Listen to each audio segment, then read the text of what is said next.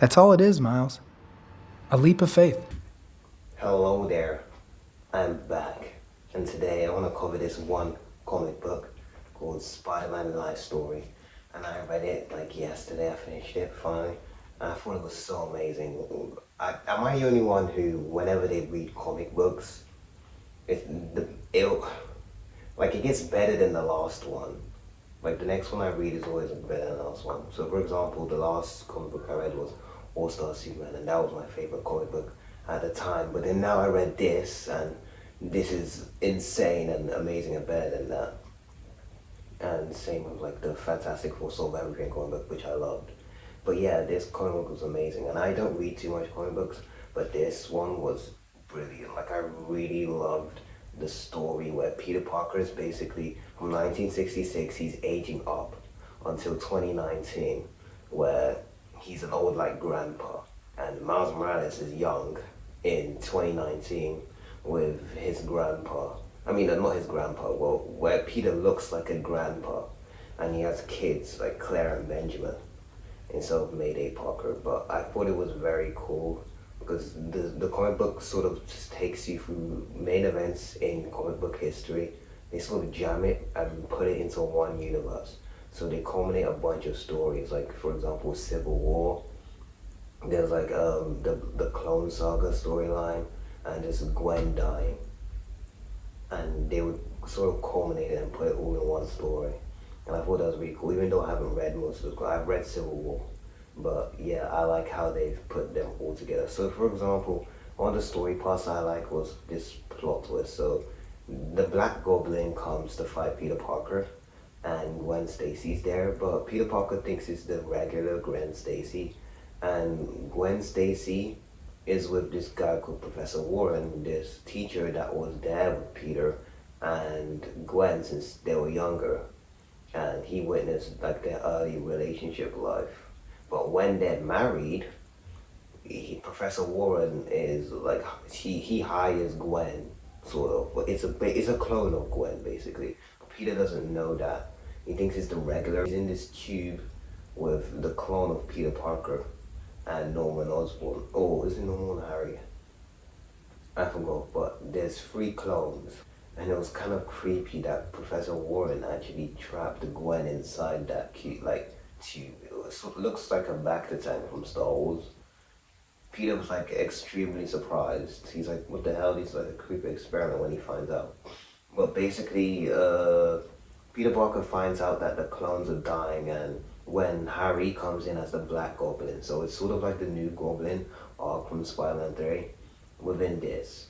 So when he comes as the Black Goblin to get revenge on Peter, when Harry is dating MJ and sort of MJ is unhappy with Peter when she's in a relationship with Harry, the Black Goblin comes to fight them, and he's bombing buildings and everything, like the labs and stuff. So the clones end up dying, but Peter's like, oh, we gotta save them. They're like sentient life forms too, you know, because they're actual living beings with the memories of Peter Parker and Gwen.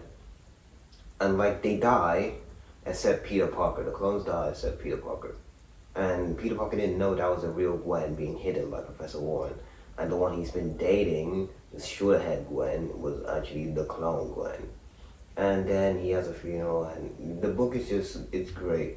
There's a part where I really like where Peter's getting, sort of, he's debating whether he's going to fight in the Vietnam War, and people like Iron Man and Cap are like enlisting, and they're sort of going there, but Cap goes rogue and turns on them, and it's just kind of cool. And Cap advises Peter, like it's like take care of New York, and if you don't want to go to take care of New York at his young age, then he could understand it. But Flash goes and he dies, which is sad.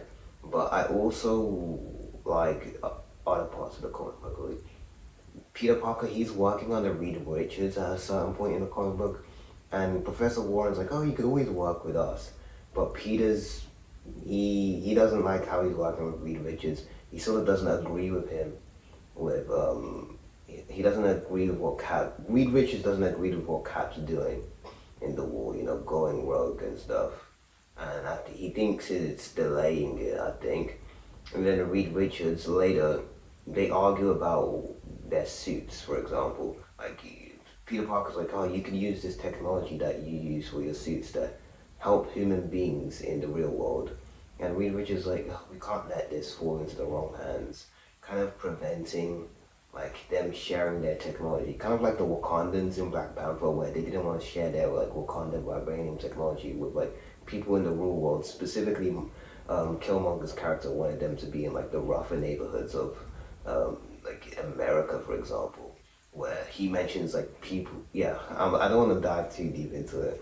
I don't want to make this a like the last video. I don't want to make this a race thing, but he did say there's a bunch of people that look like us across the universe that need our help, and that they could be helped. Sorry, my phone.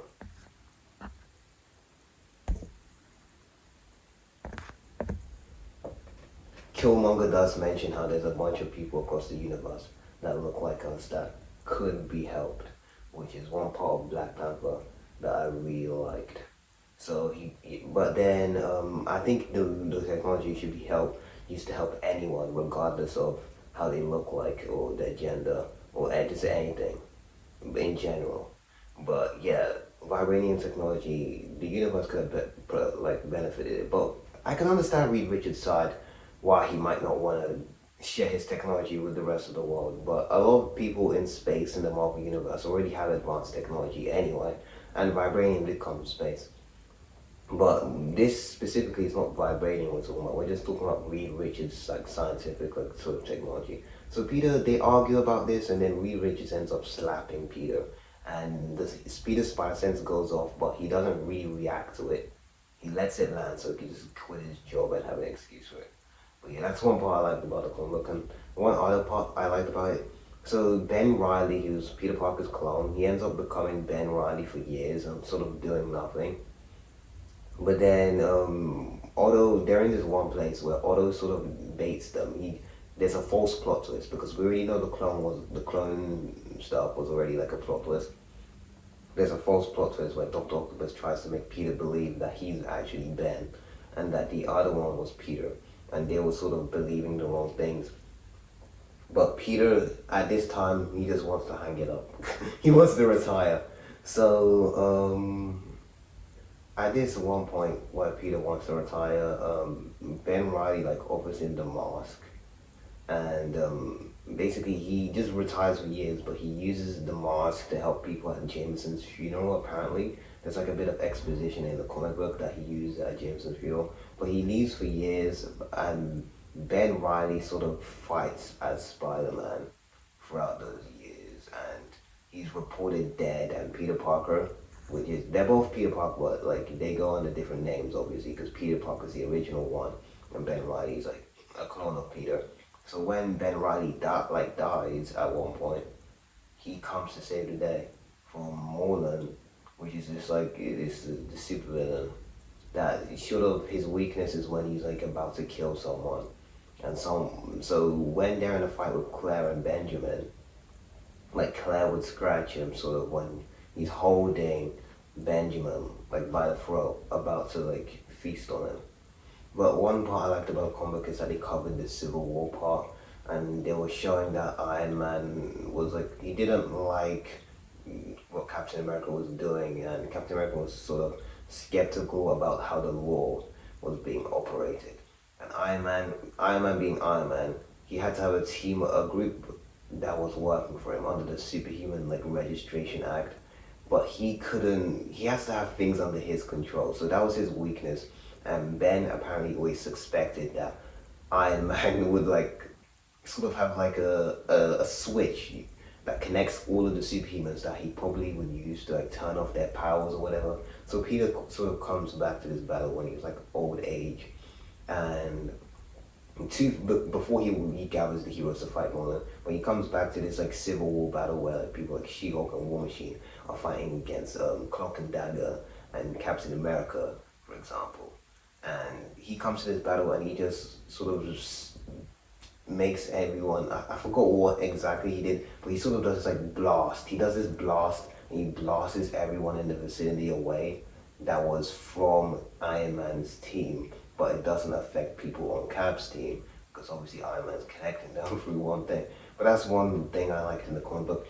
other parts of the comic book are like, the ending was kind of iffy.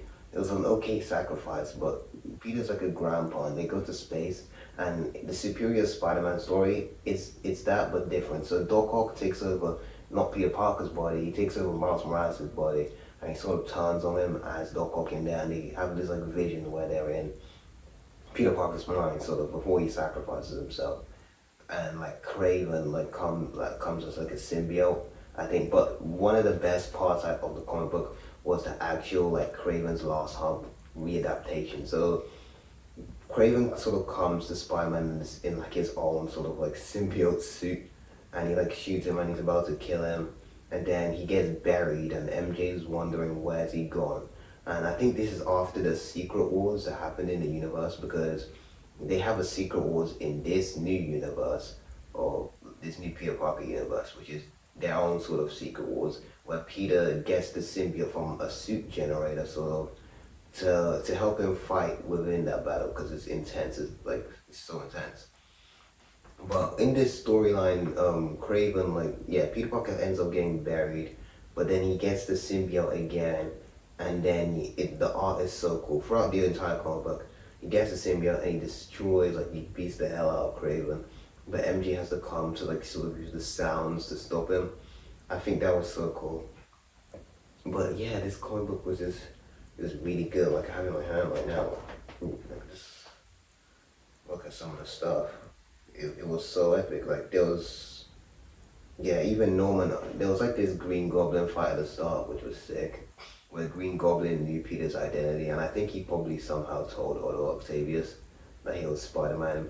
But towards the end of the comic, Norman's old, and he finds out that Harry died, and he's sort of terrified. But I really I thought it was funny how at the end Miles Morales, he's debating whether he's gonna kill Otto for sort of possessing him, and he's sort of this old or very old guy strapped to a scientific sort of life support machine, and he's very very old, and he was considering whether he was gonna kill him or whatever, but he decides not to because Peter Parker wouldn't have done that. Peter Parker recently sacrificed himself, which I think was very heroic of Miles to sort of try to abide by him. But honestly, it's such a great comic book. I really loved it. It's definitely my favorite right now. But yeah, loved it. Loved it so much. So brilliant. Yeah, I really like this. But yeah, that's much my opinion on Spider-Man life story. Yeah, I saw a recommendation on I think YouTube or something. Oh, this is one of the best. So I got a copy. And I recently, before that, which I do want to read, I did pick up Ultimate Spider-Man, not the original one. I had Ultimate Spider-Man, the first one by Brian Michael Bendis from years ago. But I had that new 2024 one, and I started reading it. And I was like, oh, I want a Spider-Man that's sort of more relatable. So I picked up this one because the other one has a wife and kids, and I know this one has a wife and kids, but that's towards the end of the comic. I wanted a story where I could sort of really get invested. And Peter Parker does Uncle Ben is not alive and working at the Bugle, which was kind of odd, but I guess they're trying to go for a unique take. But I won't shit on it. I haven't fully read that comic book yet, so. Yeah, I might end up liking it, and I hope I do, but I really like this. It's so awesome. And yeah, I hope I get more comic book experiences like this one, but peace. Thank you if you've watched to this point. This is Infinity Word, and I'll see you in the next video. And I can't wait for Spider-Man Brand New Day. I've said it so many times. Coming out in 2 days' time, but yeah, love this. See ya.